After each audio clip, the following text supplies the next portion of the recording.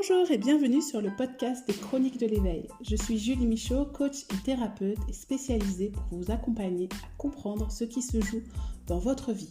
Pourquoi vous êtes en réaction, pourquoi vous ressentez ces émotions, vous apprendre à vous détacher du personnage principal pour enfin vous amuser à jouer les rôles de votre vie. Découvrez mes prestations sur le site www.juliemichaud.com ou plus de contenu gratuit sur l'éveil sur la page des réseaux sociaux Les Chroniques de l'éveil. N'hésitez pas à me faire des retours sur les différents épisodes ou à venir me parler en direct en message privé. Bon épisode! Bonjour à vous, aujourd'hui nous allons parler d'intuition, de créativité, d'inspiration. Parce que finalement, je pense qu'on a tendance à confondre notre instinct de survie avec notre intuition. Et quand on est enfermé dans notre instinct de survie, on est rempli de certitudes. Des certitudes qu'on a souvent tendance à confondre avec des peurs. Et donc, on va être persuadé de certaines choses et on va rester enfermé ou bloqué. On va aller chercher des signes partout quand on veut développer notre intuition. Mais le problème, c'est que notre cerveau, il est fait pour focaliser sur ce qui donne raison à nos croyances et à nos conditionnements. Donc, si on va chercher les signes qui prouvent que ce que l'on pense est juste, finalement, on est connecté à notre instinct de survie, à notre subconscient qui veut nous protéger, qui veut nous empêcher de sortir du cadre. Donc, on va continuellement chercher des solutions à nos problèmes, à nos projets, à notre vie, avec notre tête, au lieu de les chercher avec notre intuition, notre créativité, et donc une intelligence qui pourrait être un petit peu plus grande que la nôtre, un peu plus grande que nous. Donc, il y en a qui vont appeler ça la source, il y en a qui vont appeler ça Dieu, il y en a qui vont appeler ça l'univers, le monde invisible, peu importe comment vous le matérialisez. Mais dans l'idée, on peut voir en observant d'autres personnes, d'autres témoignages de vie, d'autres artistes, qu'il y a quelque chose de plus grand, d'illimité, de possible dans la création, dans la réalisation de soi. Il y a des gens qui sont capables de faire des choses alors qu'ils ont un handicap ou ils ne parlent pas la même langue que le pays où ils ont réussi à avoir du succès, ou ils ont grandi dans une situation de précarité et ils sont devenus milliardaires. Tout est possible, mais nous avons notre instinct de survie, notre subconscient, qui va toujours faire en sorte de nous laisser dans le connu. Donc, quand on reste dans ce mode de survie et à tout analyser, tout penser, tout vouloir comprendre avec notre tête, eh bien, nous ne pouvons pas trouver de solution. Et je vais vous donner des exemples de ce que j'ai réussi à manifester dans ma vie. C'est-à-dire que j'ai réussi à attirer à moi des situations, des opportunités. Et là où ça bloque, c'est les moments où j'essaye de chercher avec mon mental. C'est-à-dire que à un moment donné dans ma vie, j'étais dans une situation où rien n'allait, globalement. Et puis, petit à petit, grâce à la lecture de livres plutôt romantiques, j'avais besoin de douceur, d'amour dans mes lectures. Donc, c'est lié à la créativité aussi, à un sens où on va justement plus réfléchir et puis se laisser aller à l'imagination en lisant des livres. Et bien, c'est là que je me suis rendu compte que la situation de couple que j'avais ne me convenait plus du tout. Alors certes, il y a des images, des images, des conditionnements romancés dans les romans, dans les livres, dans les séries, mais je me disais que j'aspirais à autre chose. C'est-à-dire qu'au-delà des histoires que je pouvais lire, eh bien, ça me faisait me poser des questions sur qu'est-ce que j'ai envie de vivre dans une relation amoureuse, dans un couple. Et au même moment, il y a un homme que je connaissais depuis très longtemps qui est venu me parler, avec qui j'ai recréé du contact, où on a eu des conversations en lien à la relation amoureuse, où on échangeait simplement au niveau de la confidence sur ce que nous vivions chacun de notre côté, à 1000 km d'écart. Et petit à petit, nous nous sommes rendus compte que nous cherchions finalement la même chose d'une certaine façon dans notre conception de l'amour du couple. Et donc, petit à petit, nous sommes tombés amoureux. Et ça fait 8 ans maintenant que nous sommes ensemble. Donc, avec du recul, je me dis, finalement, j'ai attiré à moi cette situation alors que j'étais avec quelqu'un qui était l'opposé, où c'était moi qui gérais tout. On était comme deux colocataires, c'était moi qui prenais tout en charge, c'est moi qui payais tout. Et en échange, j'avais pas de retour très agréable, j'avais plutôt un manque de respect, manque d'amour, des mots qui étaient pas top. Enfin, c'était plutôt une relation toxique qu'une relation amoureuse. Et j'ai réussi vraiment à transmuter ça finalement. Et sur le papier, quand j'ai décidé, je suis tombée amoureuse de cette personne, de cet homme, et que j'ai décidé de faire ma vie avec lui, sur le papier, 14 ans d'écart, 1000 km qui nous séparaient, deux situations professionnelles. Moi, j'avais ma maison, j'avais mon entreprise. Lui avait deux filles déjà grandes, dont une porteuse de handicap. Donc, c'est vrai qu'on aurait pu se poser des questions, on aurait pu trouver des obstacles pour s'empêcher de vivre cette relation. Et finalement, on n'a pas pensé avec notre tête, on était connecté à ce qui se passait dans notre corps en termes de ressenti, de bien-être quand on était ensemble, où tout paraissait facile et fluide. Et c'est ce qui a permis que très rapidement, en un an, bien j'avais déménagé, j'avais vendu ma maison et j'étais venue habiter dans le sud de la France. J'étais partie de la région parisienne. Et de fil en aiguille, à la base, c'est pareil, il m'avait dit je veux surtout pas d'enfants. Moi, je m'étais conditionnée parce que j'avais vu beaucoup de femmes autour de moi qui n'avaient pas pu avoir d'enfants. Donc, j'avais vu à quel point ça pouvait faire mal, à quel point ça pouvait être douloureux quand on a le souhait d'avoir un enfant et que ça ne fonctionne pas ou qu'on perd des enfants. Et donc, je ne voulais surtout pas rentrer dans cette envie pour ne pas souffrir, si vous voulez. Et puis, à un moment donné, on s'est posé la question et finalement, on s'est rendu compte qu'on souhaitait vraiment un enfant tous les deux. Et à peine 2 mois après notre décision, alors que je ne savais pas si mon corps allait être prêt à l'accueillir parce que ça faisait longtemps que je n'avais pas fait de suivi gynéco, etc. Notre bébé est arrivé et tout s'est magnifiquement bien passé, tout a été relativement fluide. Donc, parce que j'étais connectée à quelque chose vraiment lié à l'amour, je sais que cet enfant, je l'ai appelé... alors attention, quand je dis ça, je ne veux pas qu'il y ait des personnes qui ont du mal à avoir des enfants qui se disent mais si c'était aussi facile, je vous parle de mon expérience bien entendu, mais donc cet enfant, je l'ai appelé avec comment dire, une énergie qui venait vraiment du plus profond de moi, avec un amour inconditionnel, en lui disant que j'étais prêt à l'accueillir, que je considérais que voilà, je mettais à disposition mon corps pour l'accueillir comme un cocon et que je voulais l'accompagner à devenir l'homme ou la femme qu'il allait être, que pour moi c'était vraiment accueillir un être et pas parce que toute petite je me disais toujours avoir des enfants c'est pas juste jouer à la poupée. Et donc je repense souvent, je ressens encore voilà, cet appel, mais c'est impossible de le décrire avec des mots parce qu'il a été fait, cet appel a été ressenti réellement avec autre chose, quelque chose de beaucoup plus puissant qui est au-delà de mon mental, au-delà de... Je me suis pas répété des phrases, des mantras, j'ai rien écouté, j'ai laissé faire en fait les choses, j'ai lâché prise et je me suis attendue à ce que ça arrive simplement. Et c'est arrivé.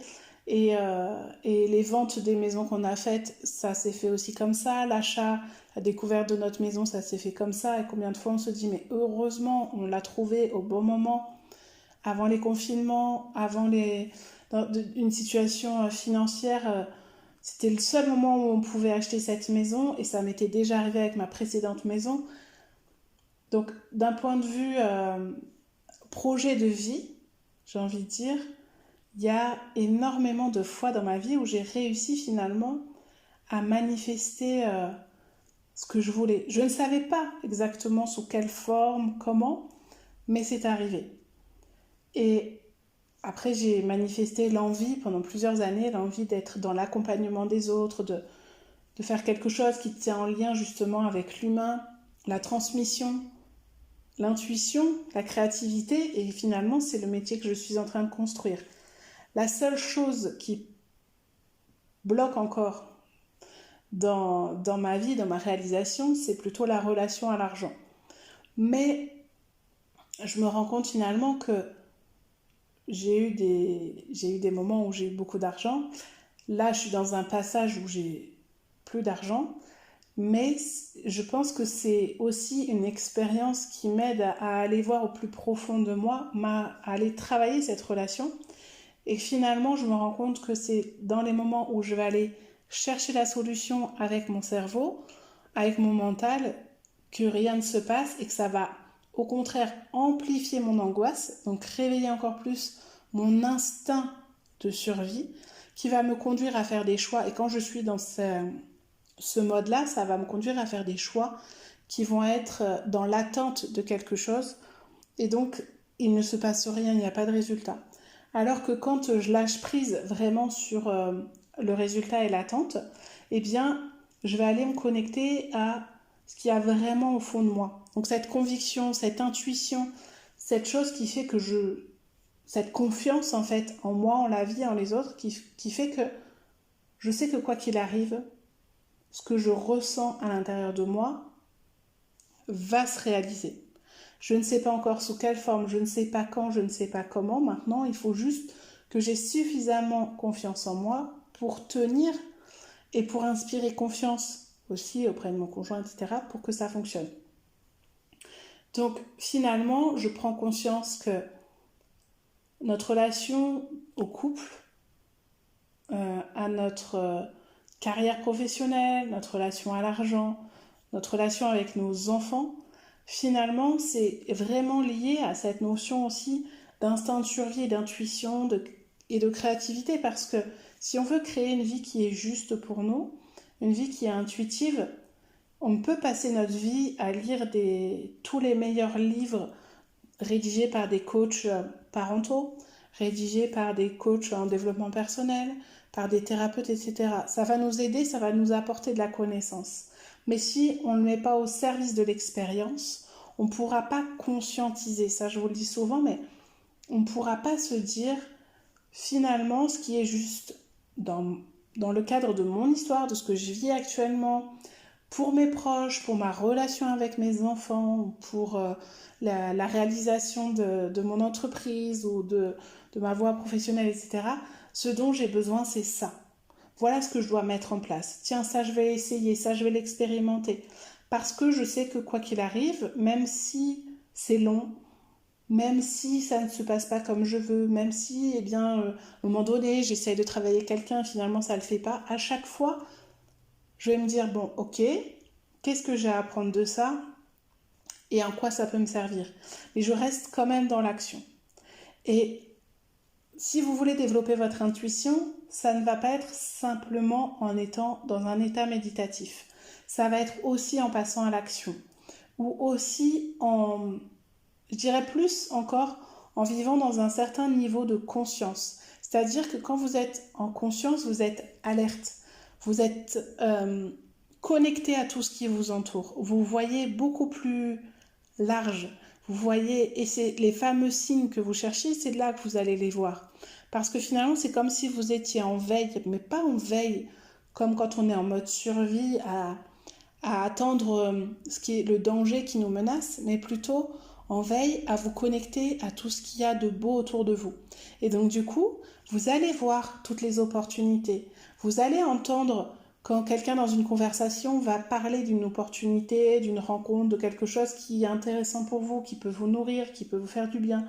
Et vous allez saisir cette opportunité. Vous allez vous demander quelle action appropriée vous pouvez faire maintenant, au lieu d'attendre et vous dire et de ressasser mais qu'est-ce que je devrais faire et pourquoi et comment, et donc de chercher simplement à ce que vous connaissez déjà. Puisque si vous refaites ce que vous faites depuis des années que ça ne fonctionne pas, ça ne sert à rien en fait d'être persuadé d'avoir la vérité et trouver la solution. Donc si vous voulez avoir accès à cette intuition, à ces signes, à découvrir autre chose, à être plus inspiré, l'inspiration, c'est aussi bien pour écrire un livre, que pour écrire une chanson, que pour trouver une recette, que pour bricoler quelque chose, réparer quelque chose, que pour savoir comment réagir face à quelqu'un. On a vraiment besoin d'être connecté au-delà des mots, au-delà de ce que l'autre nous dit, au-delà de la situation. On a besoin d'être connecté à quelque chose de plus grand. Mais ça ne peut se faire que si l'on se sent en sécurité. Si vous êtes tout le temps dans l'angoisse, dans le stress, vous serez toujours, vous aurez ces espèces de pare-feu d'antivirus là, qui viennent vous dire non, c'est pas possible, attention, on bloque tout. Là, j'ai l'image du château fort, on reste dans son château fort, on ne sort pas. Et je pense que c'est ça quand on dit lâcher prise et sortez de votre zone de confort. Moi, je disais, en fait, j'avais fait un lapsus une fois et finalement, je me suis dit, mais c'est ça qui est juste, c'est sortez de votre zone de confiance pour... En fait, plus vous allez sortir pas à pas de cette zone de confort, de confiance que vous avez, plus vous allez pouvoir expérimenter et vous rendre compte que finalement, c'est pas dangereux. Et que finalement, quoi qu'il arrive, puisque je me sens en sécurité avec moi-même, je suis en capacité bien de faire ce petit pas de plus en dehors de ce que je connais. Donc ça peut être, avant de partir dans un gros projet, ça va être peut-être d'oser de demander de l'aide. Tiens, est-ce que tu connais quelqu'un qui pourrait m'aider pour faire ça? C'est peut-être de vous former, de choisir des formations pour vous sentir plus en confiance dans quelque chose que vous voulez faire, dans un projet professionnel, personnel. Ça va être peut-être de prendre le temps, de savoir à qui vous pouvez faire confiance pour vous apprendre quelque chose. Ça peut être de tester, de vous faire confiance avec votre enfant en finalement ne répondant pas comme l'éducation vous l'a appris, mais selon votre instinct.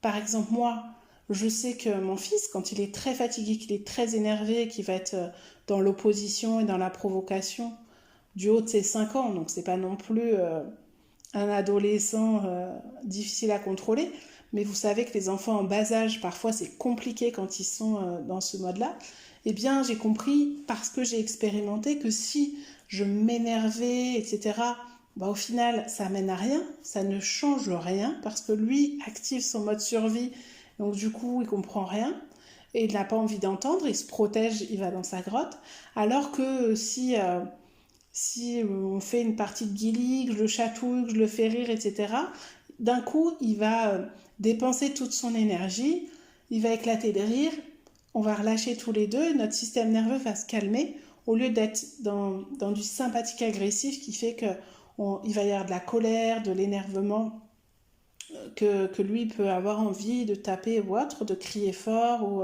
de courir partout. Et bien finalement, il va relâcher un bon coup. Mais ça, c'est notre système à nous. C'est parce que j'expérimente et j'apprends à le connaître.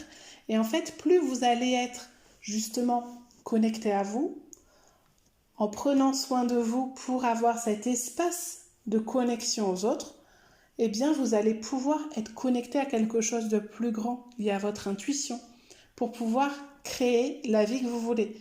Et donc créer la vie que vous voulez, c'est créer des moments de partage, créer des choses qui correspondent à ce que vous avez envie de vivre et de ressentir au quotidien. Ça peut être des tout petits moments très simples, comme ça peut être des grands projets de vie. Mais donc, si vous voulez être connecté à votre intuition, oui, vous pouvez faire des exercices pratiques, entre guillemets, pour essayer de vous connecter à quelque chose de plus grand. Mais si vous n'y arrivez pas, c'est que votre mode de survie, il est activé et ça va faire que renforcer ce mal-être.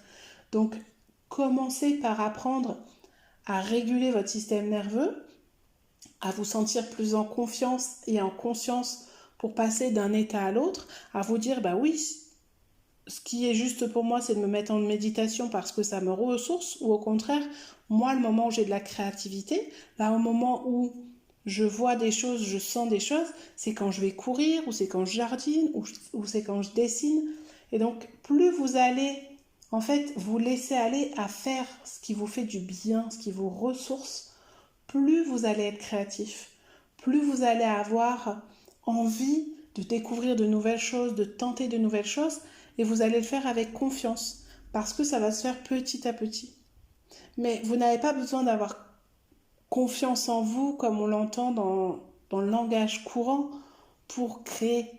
c'est en créant que vous allez découvrir votre confiance en vous, vous allez la nourrir parce que vous allez montrer à votre subconscient finalement qu'il n'a plus besoin d'activer le programme « je ne suis pas capable, je ne suis pas assez, je dois être sage, ça doit être parfait », parce que vous allez vous rendre compte que finalement, même quand vous ratez, quand vous trompez, quand vous devez refaire, eh bien, finalement, ça va vous ramener à quelque chose de plus grand, de plus beau, et que finalement, je dis beaucoup finalement, mais c'est pour vous montrer la pelote de laine qui se délie, en fait, les nœuds qui se détachent, c'est que quand on sort du mental et de cette analyse, on n'est plus dans le rapport est-ce que c'est bien ou mal, ce que je suis en train de créer, ce que je suis en train d'être, c'est qu'on est simplement dans l'instant présent.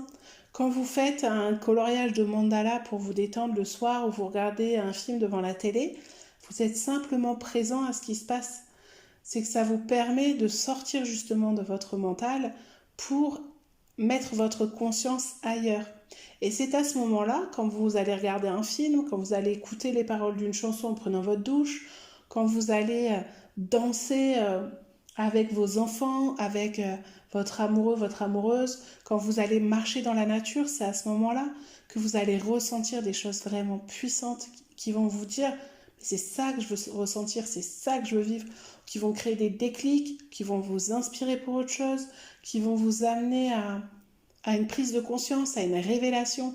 Donc, vraiment, si vous vous sentez enfermé, si vous avez l'impression de saturer, vous vous éparpillez, vous êtes angoissé, stressé, avant d'aller chercher des outils, comment faire pour ne plus avoir le syndrome de la page blanche, le syndrome de l'imposteur, comment faire pour trouver ma place, ma mission de vie, avoir confiance en moi, eh bien, cherchez plutôt quelqu'un qui peut vous accompagner.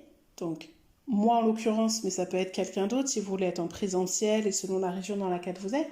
Mais cherchez quelqu'un qui peut vous accompagner à réguler votre système nerveux, à reprogrammer votre subconscient pour dire à votre cerveau « Ok là, tout va bien ».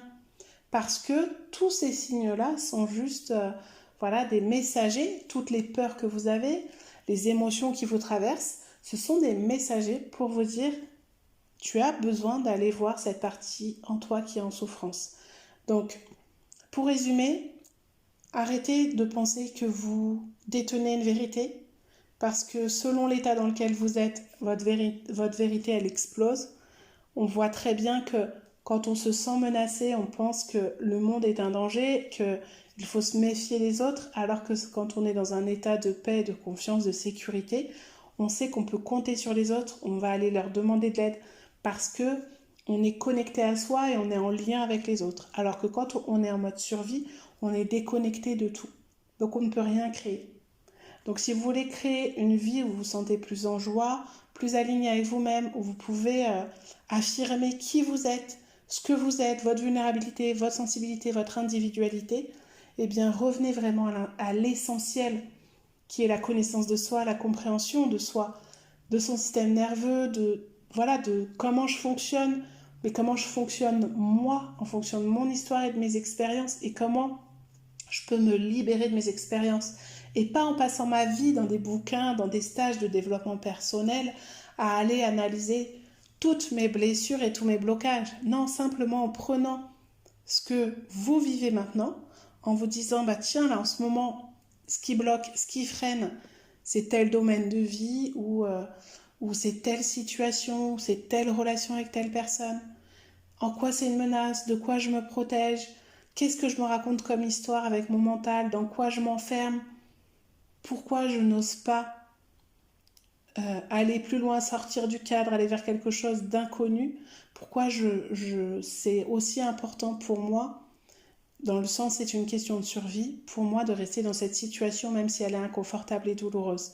Tout ça c'est ce que nous voyons dans les accompagnements que je vous propose. Donc n'hésitez pas à aller sur mon site www.juliemichaud.com pour en savoir plus ou à venir me parler. Et si vous voulez, lancez-vous un petit défi de vous dire tiens, je vais laisser aller ma créativité aujourd'hui ou dans les jours qui viennent. Je vais arrêter de me dire non, si je peins, moi je sais que pendant longtemps je me suis dit mais si je dessine, je vais en faire quoi de tout ça ? Donc finalement, j'ose pas. Je gribouille de temps en temps, j'ai jamais pris vraiment de cours de dessin. Donc parfois, je suis partagée, en fait. Mon mental va me dire, bah non, tu ne sais pas dessiner ou tu ne sais pas chanter. Et pourtant, il y a une partie de moi qui a envie de s'exprimer à travers le dessin, à travers le chant. Donc, est-ce que vous vous autorisez à laisser ces parties qui ont besoin de créer, de s'exprimer? Est-ce que vous les autorisez à s'exprimer ou est-ce que vous dites, ah non, une femme ne doit pas faire ça, une mère doit privilégier ses enfants, les tâches ménagères, son travail, et si elle a du temps éventuellement, elle se fera plaisir en allant danser, en apprenant à chanter, en apprenant à dessiner, en écrivant un livre, en tenant un blog, en créant son podcast ou en créant son entreprise. Quelles sont les injonctions en fait que vous mettez, dans quoi vous vous êtes enfermé ou de quoi vous vous protégez? Vous allez vous rendre compte que plus vous allez vous poser ces questions, simplement en observant ce qui se passe à l'intérieur de vous, plus vous allez pouvoir vous éveiller et considérer ce que vous êtes et votre vie et les autres différemment. Je vous souhaite une belle nuit, une belle soirée, une belle journée en fonction du moment où vous m'écoutez et je vous dis à très vite pour un nouvel épisode.